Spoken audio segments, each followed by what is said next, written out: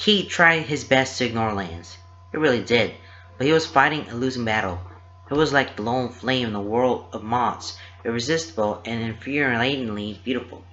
His easy smile, crinkling eyes, fluid gestures, confident demeanor, heartfelt laugh, calm voice, the way he moved around the boat as it rocked and bounced on the waves while Pidge sped forward, graceful and barefoot, body rolling with each moment like he was made for it. It drew Keith in and refused to let him go. Even as Pidge gave the mandatory safety speech, Keith couldn't help but watch Lance sitting next to her and gesturing along with lazy, practiced motions and a mischievous smile.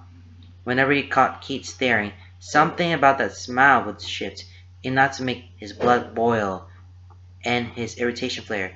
He glared, crossing his arms over his chest and sinking lower in his seat, but he never seemed to discourage Lance. He would just chuckle under his breath, the sound of which was lost to the wind, but the sight was enough to draw him in all over again. "So you guys are from the States, right?" Lance asked, leaning against the railing that ran down the middle of the boat. "Pidge said she knows you through her brother?" Keith was listening, but he was turned away, facing forward and feeling the wind whipping through his hair, stinging his cheeks as the boat rode the waves. He relished in it. It was comforting, and not entirely unlike the sensation he got when riding his bike. "Yeah, Matt's been my best friend for years." She leaned back in his seat, left arm spread out on the boat's rim while his prosthetic rested in his lap. "We met Pidge through him, and she and Keith hit off right away."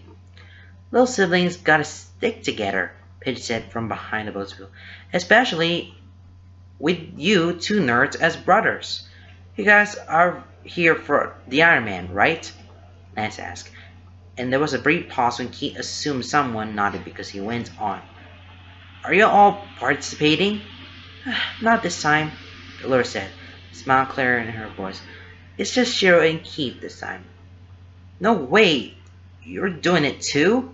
A brief pause. Keith turned his head, heart rate speeding up just a fraction when he saw Lance was staring at him, leaned over to rest his forearms on the railing. His smile was small and easy, expression open and expectant. Keith gave him a small nod. "Yeah, that's really awesome, dude. I'm impressed." And there was something soft in his voice that made Keith have to look away. Clearing his throat, he muttered a quiet, "Thanks." He appreciated the cold bite of the wind on his face. "So, is it your first Ironman races?" This will be my fourth full," Shiro answered, taking the attention of Keith, for which he was grateful. "Olora's done 6 full races, but she's sitting this one out. It's Keith's first full, but he's done several halves." Lance let out a low whistle. "Dang, and here I thought I was in shape." Keith tried not to think about the definition of his forearms, or the coiled muscles for his long legs, exposed by the shorts that cut off halfway up his thigh, or his broad shoulders and lean back that he had seen yesterday in the river. "What brings you here, Lance?" Laura asked, cutting through Keith's internal struggle. "I hope this doesn't sound rude, but you don't seem to have much of a New Zealand accent. Did you study abroad here like Pidge did?" Lance chuckled. "Nah, not rude at all. No worries. Me and Hunk are from the States. We came here around the end of November and just kind of wandered around for the first few months. We met Pidge along the way. She was out traveling after the semester ended. It all kind of just clicked, so we'll whisk her away into our adventures." There was a brief pause in which Pidge snorted her amusement. The Lance tone turned to sheepish, and Keith glanced back in time to see him rubbing in the back of his neck. "Then we kinda ran out of money, so we got a job, and here we are," he finishes, throwing his arms out go wide to gesture around the boat. "Sounds exciting," Laura said. "Yeah, it's been fun," Lance said, leaning back against the railing. "It's been alright," Pidge shrugged, smiling wide when Lance shoved her. We're almost ready, P." Pidge turned her head, looking out over the lake. Her eyebrows were knit slightly, lips pursed in thought. "I just want to get a little further away from shore." Her eyes flickered upward. "The wind isn't very favorable today." "What are you thinking?" "Twos?" He shrugged offhandedly. Works for me. Alright guys, Pitch said, a little louder as she addressed their wrestler. Because of the wind, we're gonna send you up in twos instead of as three. It'll be easier to control your flight that way. I assume Sharon and Laura will want to go together. We'll send you guys up first. Then Keith, I can go with him. Lance caught up whatever Pitch was about to suggest. Keith sidestepped to him. Lance was holding on to the railing in one hand, the other hand on his hip. His eyes were half lit, but sparkling with something Keith couldn't quite name. Sharon and Laura seemed just as surprised, but could practically feel Sharon's grin forming. It was Pitch who broke the silence. Lance, he waved her off. It'll be fine. It's just us. You won't need my help once we're up in the air, and I can direct our landing from up there anyway. Pitch made a face, but shrugged. I guess, if it's fine with Keith. He felt all eyes turned to him, and his cheeks felt warm under all the attention. Lance's lips were curved into a confident spurt, but there was something uncertain in his eyes, in the stiffness of his posture, in the tight grip his hand had on the railing. Something hopefully expectant. Well, he frowned and turned away, but found himself saying, It's whatever. I don't mind. His eyes remained fixed on the water ahead of him, but he could hear the smile in Lance's voice as he breathed. Awesome! And then a little louder, clapping his hands together. Alright, let's get you two suited up. Keith watched out of his peripheral vision as Lance set up Sharon and Laura in her harness and life jackets, fitting them with helmets. He made small talk as he did so, babbling on, drawing them both into conversation while they were ready. He hopped back to the upper deck, balancing easily on bare feet. Pitch set the boat to cruise before climbing up next to him. They grabbed at the coffer fabric, and Lance checked the ropes quickly, setting Keith a small smile and a barely perceptible wink when he caught him looking. Then, with a flourish that Keith was starting to associate with Lance, the two of them threw up the parasail. It caught the wind and expanded open, throwing up its collars wide as it took into the air behind the boat, pulling the ropes taut. Pitch returned to her seat, and Lance grabbed at the bar-like harness, one hand on his hip as he turned back to Sharon and Laura. Alright, let's get the show on the road. One at a time, if you please, he said, gesturing for them to join him. He hooked their harness up to the clips on the bar, then gestured for them to sit down. Just sit. Just like that. He checked the harness, making sure the straps went under their thighs. Alright, knees up, lean back. Yup, now just wait, and you'll be airborne in just a few seconds. He slipped back away from them, scooting down from upper the deck as Pitch sped up. Slowly, the ropes began to give, the parasol pulling them further from the boat, and taking Sharon and Laura with it. Sharon tensed as they lifted from the boat, and Keith caught sight of the pinched look on his face. His face cracked into a wide grin as Laura laughed, handing his arms as they lifted into the air. Keith watched the slow but steady progress as they rose through the air, soon getting high enough that he could no longer see the tails of their features. How up are they? He asked, chin tilted back to look up at them. He ran a hand through his hair, pushing and whipping strands away from his face. About 800 meters, Pitch replied. Keith made a face, and Lance laughed. About 2,624 feet, give or take. Keith just stared at him, caught him off guard. He shrugged, smiled cockily. You get used to converting units. Keith slid his uncertain gaze at Pitch, who shrugged. Don't look at me. I don't know how he does it. He's just good at converting numbers. Lance spraining from the phrase. It's a gift. He threw himself down onto the seat next to Keith, leaning back and stretching his arms out along the back of it, crossing his chest casually. So, how's your stay been so far? His tone was nothing short of conversational, but Keith shifted, unable to meet his eyes with him so close. He was Shiro and Laura back in the boat. We just got there a couple of days ago. He turned and winced when his voice came out a little harder and sharper than intended. Lance seemed discouraged. Have you guys done anything touristy? Keith shrugged. We went to Hobbiton on the way down here. He frowned. Arms crossed and sinking lower in his seat, he ignored how the movement pushed his back against Lance's arm. He could feel the warmth of it through his shirt, a pleasant contrast against the chill of the wind. Shiro made me and Laura post in front of all the hobbit doors because we're shorter than him. Lance snorted in surprise, the sound devolving into a full-out laugh. One hand slipped at his leg, but the other stayed firmly fixed behind Keith's back. "Oh, man, that's great! Me and Hunk did that to Pitch when we went there. They were the most disgruntled little hobbit gremlin. It was amazing." Keith snorted a short laugh, unable to stop the smile that formed. Pitch was scowling. "Still not funny." "I have photographic evidence to prove that it was hilarious," Lance teased. "I need to see it though sometime." Lance looked at him then, the expression of a strange mix of mischievousness and awe. "That can possibly be arranged." There was an odd promise in that statement, one that Keith couldn't think too hard without feeling an unwanted flutter in his chest. He wasn't sure how long Shira and Laura were up in the air, but it felt like ages. Not that he minded. In that time, he talked with Lance and Pidge.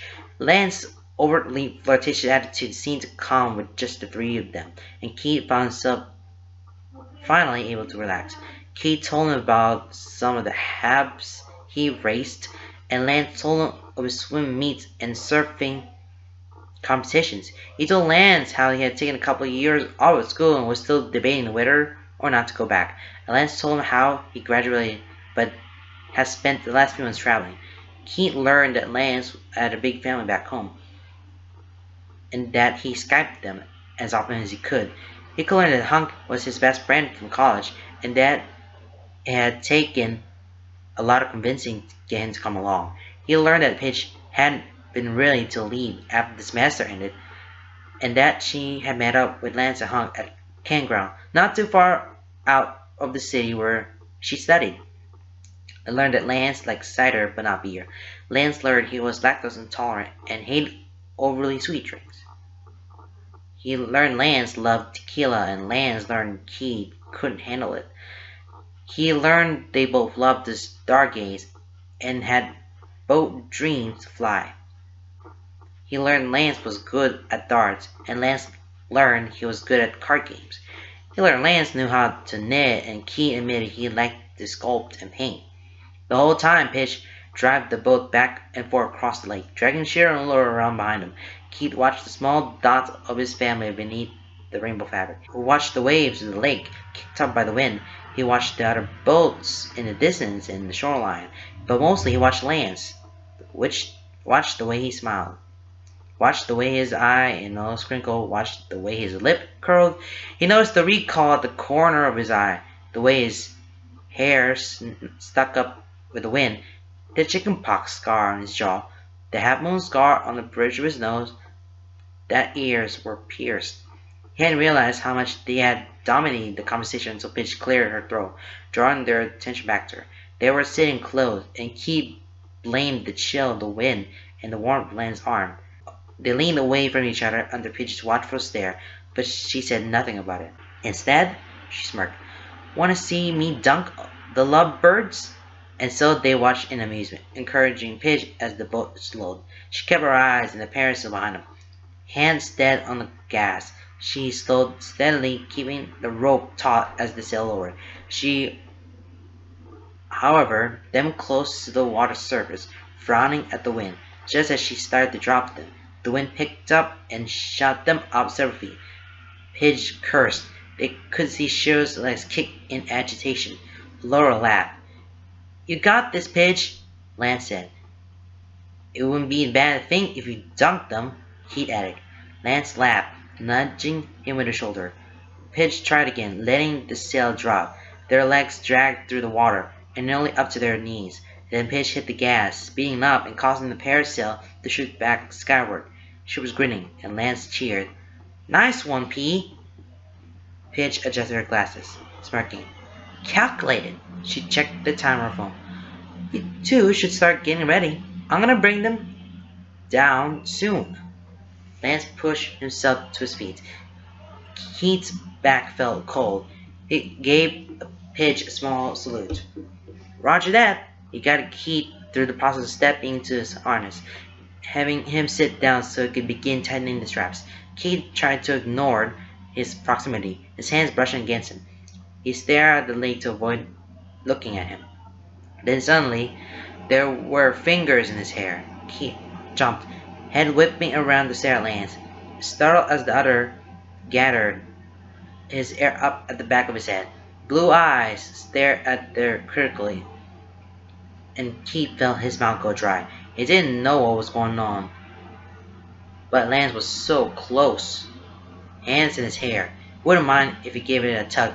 Lance's face broke out into a wide grin, eyes crinkling. Your pretty ponytail. Keith blinked. What? The guy at the lake this morning. In a wetsuit? Everyone was wearing swim caps, but you had your hair in a ponytail. Flicker of memory, standing in the lake, apprehensive about wading out. Water cold despite his skin-tight wetsuit, watching Shiro swim away, trying to gather himself, hearing a whistle, an unfamiliar voice. Hey, beautiful! A tan boy on the hillside by the shore, waving. Spark of irritation, determination, hurrying him through as he cut through the water. He blinked again, lips twisting into a small frown as his brows furrowed. That was you? At the look on his face, Lance coughed, letting go of Keith's hair as he stepped back, grabbing a helmet from beneath the boat sets. Maybe, he said, lacking the confidence he had come to associate with Lance. He looked sheepish as he handed Keith the helmet, avoiding his eyes as he busied himself with putting on his own harness. As the rope started to retract and Shiro and Laura were brought down, Keith kicked off his shoes and socks. Storing them next to the others, he watched as Lance guided Shiro and Laura through the landing, catching them as their feet landed on the back of the boat, keeping them from falling. He steadied them before unclipping their harness, directing them back to the seats. With a smile, he gestured for Keith to join him. He did, and Lance hooked his harness in before he did his own. He walked him through the procedure he had seen Shiro and Laura do, sitting down, holding the harness, knees up. His heart pounded as he heard pitch speed up, the sound of the boat motor and the lapping of the waves loud in his ears. He felt the tug, the lifts, the harness catch beneath him, and then he was floating back and up, away from the boat. Laura waved, and Shiro had his phone out to take pictures. Keith flipped them off, and he saw his brother laugh before they were too high to see much of anything on the boat anymore. It didn't take long for them to reach the end of the rope. So, Lance said, soft. Keith startled, nearly forgetting he was there. Lance smiled, kicking his feet in the open air. What you think? Keith looked away from him, gaze sweeping out across the lake. So far below that it looks like a dark blue texture plane.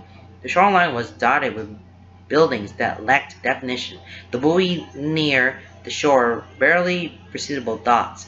The hills that he had come to associate with New Zealand rolled away from the town, curving upward into mountains. One loomed behind the town, green and rolling surface dotted with trees.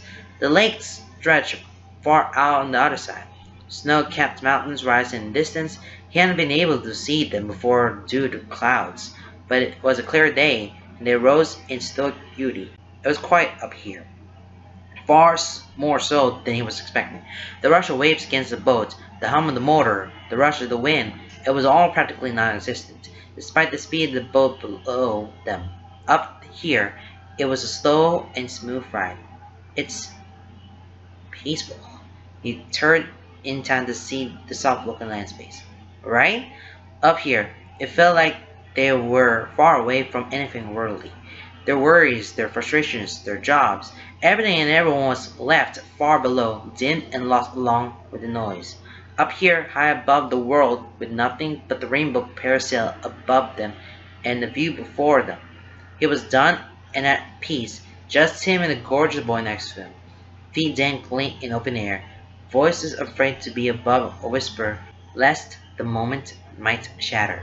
He liked heights and adrenaline, and from a distance he had expected this to be more exciting activity. He hadn't realized how much he needed this though. This break away from everything. This moment of stillness. This moment to breathe. See those mountains? Lance said, breaking the silence. Keen hadn't realized he was staring at the distance. Snow-capped peaks until Lance leaned closer to him, pointing them out in his line of sight. Yeah? See the one on the right? The skinnier one? Yeah, that's Mount Doom, from the Lord of the Rings movies. Oh wait, he looked at him. Eyebrows raised. Lance mouth didn't falter. Really? Lance said, yeah dude, it's still an active volcano. Well, actually, they're both part of the same volcano. One volcano, two cones, you know. But the one on the left there is closed off from the magma chamber, so it's pretty much dead. The other one is still technically active, and it's totally Mount Doom. Keith found himself smiling. That's pretty cool.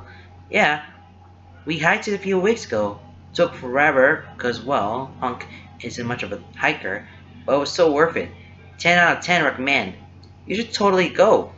He made a face, nose crinkling as his brows furrowed, his smile faded. I'll mention it, but he sighed, looking away down at the boat far below them. Shiro has this very strict tapper policy. Taper policy? He nodded. Yeah, once I train tappers out before a race, we're not supposed to do anything too physically intensive. Save for the race, or whatever. He launched on top of it. Makes sense, I guess. Yeah, it does, but I hate it. He frowned. I don't like not being able to run or bike or whatever. Just sitting around drives me crazy, and I don't like me. And I don't like it. It makes me feel like I have an itch under my skin. You know, restless. Yeah, I get it. Lance's voice was soft, and when Keith glanced at him, his expression was kind. He got the impression that he really did get it. It made him feel like a little better. So, hey, do you have any plans? Keith raised an eyebrow. Plans? Yeah, like stuff you guys are gonna do while you're here. The race isn't till the weekend, right? Keith shrugged, eyes drawn out to distant hills. I don't know. I was just going to do whatever Sharon and Laura dragged me along to. I'm not sure they have anything planned. I'll have to think of a few non-exercise things for you to do. He glanced at him. The Lancer was looking away, fingers illy tapping at the harness straps where his hands rested. You know, to help you get your mind off the restlessness and everything. Keith felt the corners of his lips, curving to the barest smiles.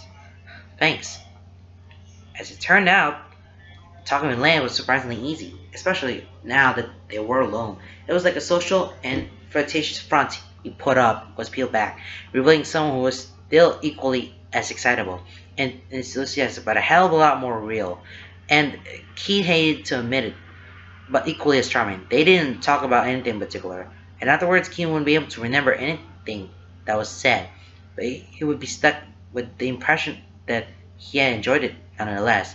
That talking with Lance had felt natural and unstrained, pleasing and surprisingly adding to the peaceful atmosphere of their flight. He would remember that he smiled more in that time than he had in weeks, maybe in months. His cheeks ached with it. When pitched lower than to drag their legs through the water, Keith watched with a growing apprehension as the surface of the lake neared. Lance assured him it was no big deal, that they did this all the time, but even his voice grew strained as the wind tugged at the parasail and the water came up fast. Fish ended up slamming them into the lake, sticking to their waists before they were pulled back up. Shivering, soaked, and stunned, Keith couldn't help but laugh as Lance broke out in rapid fire Spanish, cursing and gesturing wildly to a pidge who no doubt couldn't hear him. He paused in his rant long enough to stare at Keith, wide-eyed and slack-jawed, before launching into it all over again. Keith couldn't understand a word he said, but he was expressive enough, and once Keith's deep-bellied laugh got going, couldn't stop. By the time he calmed down, Lance was smiling, small and earnest as he said, "You have a cute smile." He wished there was more of a wind up here to cool off the blush he felt raging up his cheeks. When they finally landed back on the boat, he stumbled, only to have Lance's arm wrapped around his waist to steady him. He stiffened at the contact but didn't pull away. He ignored his Shiro's growing smirk and flipped off the camera when he raised his phone.